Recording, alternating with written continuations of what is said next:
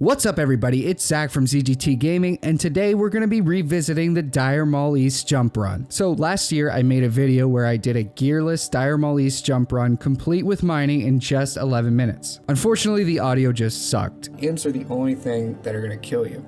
So then I used my I had a horrible mic at the time. I actually think I was using my headset mic. And it even got worse when I published the video. Half of the audio got cut due to copyright. So if you're one of those people that have been waiting for a really long time for this revision, I do apologize it took so long, and I hope you find it useful in these last few months of vanilla. While this guide is definitely geared towards Warlocks, you can follow along as a Fire Mage, Druid, Holy Paladin, Hunter, Shaman, or any pre-spec. Pretty much anything but a Warrior or a Rogue. We'll start off with my recommendations and general guidelines for the run. I strongly recommend being maxed out on first aid and having plenty of band-aids. It should be obvious that you need mining to make this farm work, but herbalism is also a huge plus. There were a couple times where I had maybe 1 or 2 arcane crystals drop in 30 plus runs, and if I didn't have those herbs to fall back on, I probably would have just quit. One nice thing though, you don't actually need to have mining on the character you do the farm with. You can use an ult to mine the veins on the last boss, and I'll show you at the end how that works. Another thing that I consider essential for this farm is the movement speed enchant to boots. You'll be kiting the whole time and it just makes everything much smoother and much easier. You're also going to need 1 lesser invisibility potion per run. This item tends to fluctuate a lot on the auction house, so make sure you're getting the best price. It makes a big difference in your overall profits. Other than that, you want a full bag of soul shards. You definitely don't want to run out of those during the run. Just in case you do run out of soul shards, don't panic. You can get some off the lashers in the garden. It's just a very tedious process, and it's almost impossible without fel concentration, which comes from the affliction tree. Moving on to Warlock specific stuff, the spec that I used in this run is SMDS, which is generally something you only want to use for farming. It has very little carryover in other content, and for that reason, if you have good gear already and you're rocking like DS Ruin for raids, you do not have to respec. While SMDS is technically still better than DS Ruin, you have so much spell power and stamina that the run becomes trivial after you master the technique.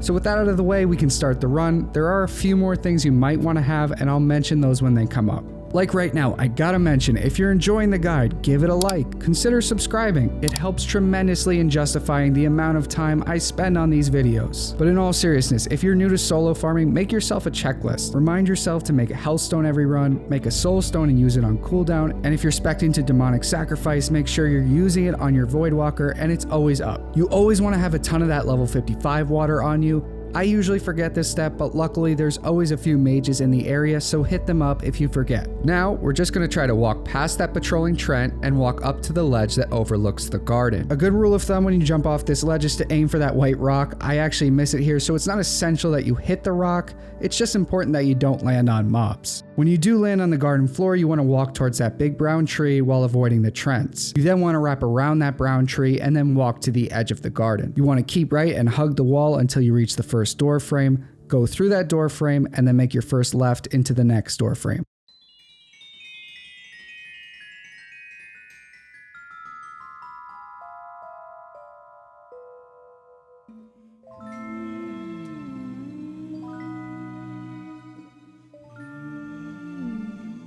At this point, you might have already encountered your first patrolling satyr. You can easily take the satyr out by dotting and spam fearing him. In the event that he aggroes the pack on the left, you can use the reset spot here to drop combat. Moving on, I just hug the wall to the right to avoid patrols, and I walk towards the water. For this guide, I do skip Hydra spawn, and I never really did Hydra spawn when I was farming Dire Maul East. You either have to clear the trash around him, or you risk getting knocked into the trash if you ever do make a mistake during the fight. So at this point you might be wondering, why am I just standing still? Well, the reason for that is 1, I'm being overcautious, but 2, there's this lasher pod right here. If I trigger that lasher pod, the imps and the hellcaller to my right will immediately aggro. So I'm kind of forced in this awkward position where I have to go through this little opening over these candles, which is very close to the Hydra spawn. A little overcautious, but that run from the Dire Maul graveyard is just brutal, so better safe than sorry.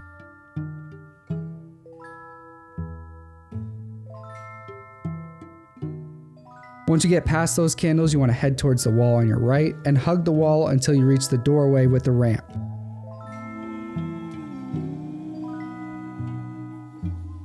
Once we go up the ramp and through the doorway, there will always be a satyr patrolling up and down the ramp. I found that it actually saved me time to enslave the satyr and send him towards Zevrim, but if you have good gear, it doesn't really matter. Finish walking up the ramp and then scale and hug the left wall. Before you reach the end of the fallen pillar, go ahead and jump up on that ledge. Before we get into the fight, let's go over Zevrim's major ability, Sacrifice.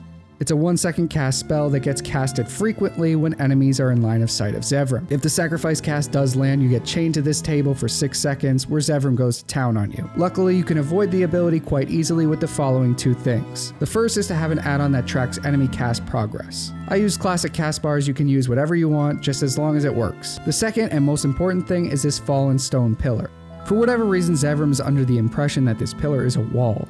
When you're in front of the tip of the pillar like I am right now, he'll properly come towards you, but when you go behind the tip of the pillar, he'll go all the way around the pillar behind that white rock near the door frame. So when you're in front of the pillar and he gets really close, just walk back to that wall behind the pillar and he'll start going back to the door frame. The pillar also acts as line of sight, obviously, so anytime he's casting Sacrifice, just walk behind the pillar. Compared to the kiting aspect, the damage rotation is actually quite simple.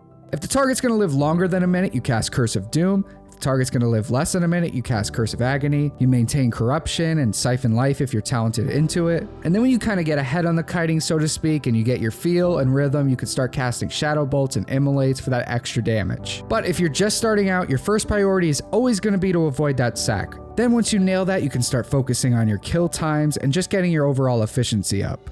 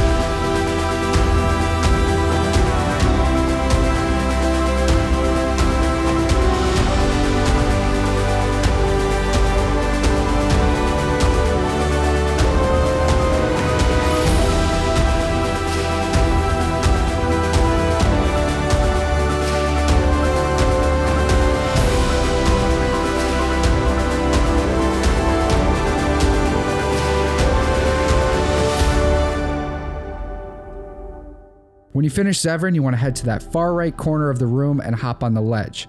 If you want to be extra careful like me, you can use that / key to toggle walking. What this will do is it will make it so you can't overshoot your jump and end up in the pool with the Hydra. Trust me, that's happened to me multiple times. So when you land, you're actually right next to that reset spot again where you may or may not have killed that satyr in the very beginning. We'll just try to avoid him as we make our way back out to the garden. If you do aggro the satyr on your way out, don't waste time killing him, just banish him. We're going to reset him anyway when we get into position for the last boss. Now, when you get out to the garden, you want to get to this big withering protector dude. On your first couple runs, you can even mark him. His name is Ironbark the Redeemed. As a little disclaimer, I have died a couple times to those patrolling Trents on my way to Ironbark, so be careful. When you get to him, interact with him, choose his only dialogue option, and he's going to head to the door, which is just a little bit to the left of where you jumped originally at the very beginning of the run. He'll walk very slowly and stay on this stone path. What we're going to do is we're going to go back to that wall we hugged in the beginning. We're going to hug it again, but go back in the opposite direction to where we came from. I like to do it this way because it's just more comfortable. You're coming back right where you came from, and honestly, you're still waiting for him by the time you get there, so it's not like you lose any time.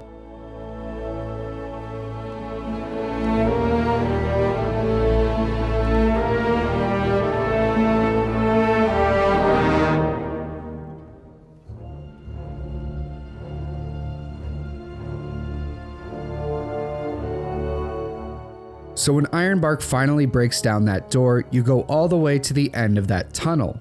Before we get into the last boss, I wanted to mention Skull of Impending Doom. I find this item very useful because we're essentially cheesing the boss's pathing, and sometimes things don't go as planned with that, and you need to get away from the boss very quickly. That's where Skull of Impending Doom comes in. You could also use something like the nifty stopwatch, but that takes up a trinket slot and it has a really long cooldown. So if you do have it, great, bring it. I'll show you how to use it in just a minute, but if you don't, it's not a big deal. So as we get to the end of this tunnel here, we want to go down the ramp and onto this ledge here near the thorn branch. So that's going to do a couple things. One, that's going to allow us to reset all of the mobs that are chasing us right now, because the satyr has certainly aggroed other things and they're all after us. But two, it's also going to allow us to skip all the trash to Alzzin, which is the last boss. So when you jump off from this ledge, you want to land on that beige pillar with that square at the top. The reason why I like jumping on this structure is because it prevents you from taking a ton of fall damage and potentially engaging combat before you're ready. When you're ready, just jump down into the outer edge of the room right in front of this rock. For this fight, the damage rotation will be identical to the one used on Zevrim. The objectives are just a little different. So like Zevrim, Alzzin has some pretty weird views on how to get places. If we jump onto the outer ledge from this rock, he needs to go all the way here before he's able to get up to the ledge. Once he gets up on the ledge, we can just go back to the rock and he has to go all the way around again. Other than kiting Alzzin from melee range, we need to worry about his two casted abilities. First, he has a 1.5 second casted poison called Envenerate. This ability drains a lot of your mana very quickly.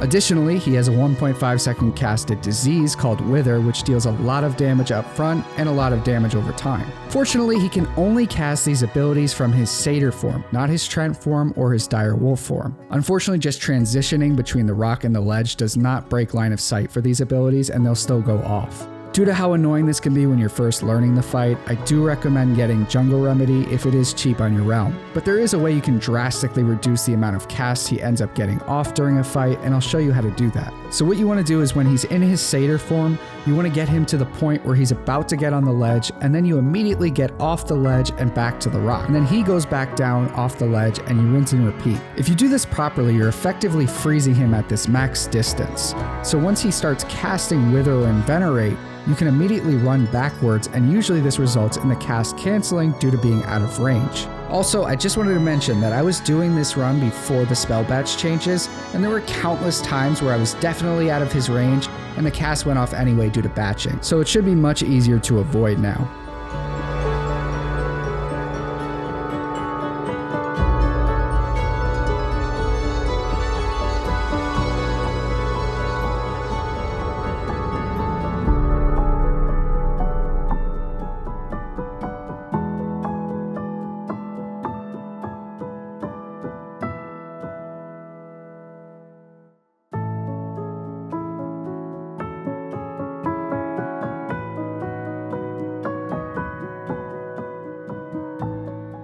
There is one nice thing about this fight. You only actually have to get Alzzin to 50%. Once you do, the cave to your right explodes and a massive amount of imps will come out. These imps will immediately become hostile and come towards you. So what you want to do when the imps come out is stand on the rock until they almost reach you, and then you go back to the ledge. This prevents the imps from dispersing and gets them clumped up. Once the imps reach that max distance point right before they get onto the ledge, we want to drop back to the rock one more time. This is to ensure that they're as far away from us as possible when we go to the reset spot. Sometimes if they're not far away and they're too close to the reset spot, they'll actually be able to attack you, or at the very least keep you in combat for a little while. So now that the imps are nice and bunched up, we'll wait for them to get up onto the ledge, make a little bit of progress towards us, then we'll pop our Skull of Impending Doom, hop down and run to the reset spot. The reset spot is located on this rock in this little crevice next to the cave. So at this point, if you have mining on this character, congratulations, you're about to mine those rich thorium veins. All you need to do is wait for combat to drop and then pop that lesser invisibility potion, run into the cave and go to town.